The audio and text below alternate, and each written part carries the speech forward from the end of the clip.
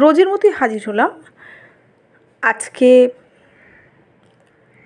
লোটে মাছের ঝুড়ো রেসিপিটা শেয়ার করব।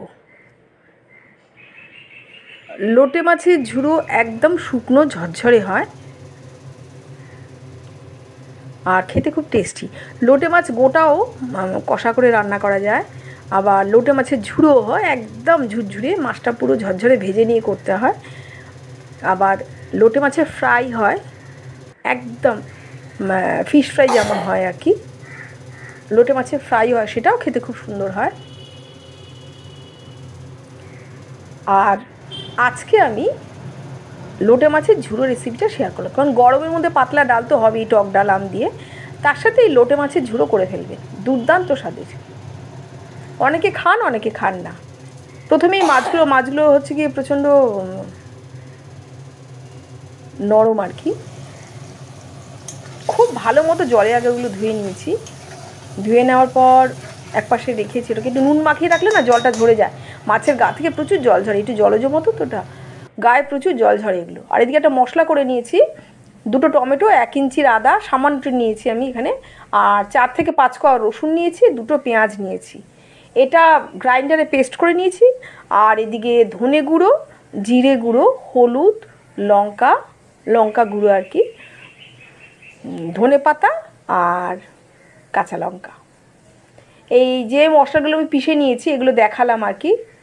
টমেটো, পেঁয়াজ, আদা, রসুন এগুলো পেস্ট করে নিয়ে মশলাটাকে কষিয়ে নিয়েছি।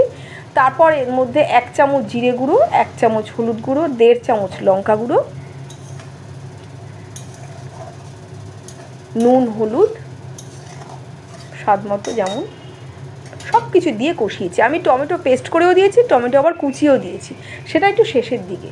এখানে আমি মশলাটা দিয়ে দিলাম, কী কী দিয়েছি।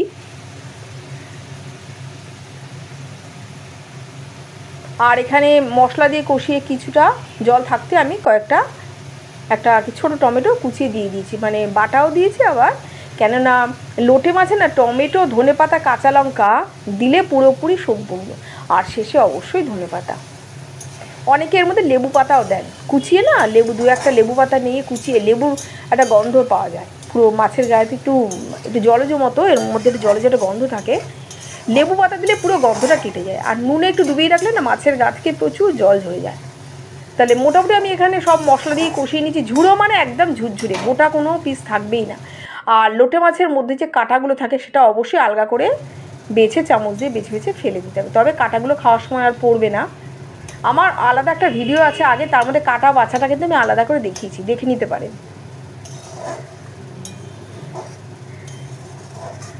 মোটামুটি জলটা আরও কিছুটা শুকোবে, এর মধ্যে আমি টমেটো, কাঁচা লঙ্কা, ধনে পাতা এগুলো দিয়ে দিয়েছি। ঠিক এইটাই ছিল ফাইনাল লুক। দুর্দান্ত টেস্টের হয়, দুর্দান্ত হয়, শুধু গরম ভাতেও খাওয়া যায়, আবার পাতলা ডাল দিয়েও খেতে খুব সুন্দর হয়।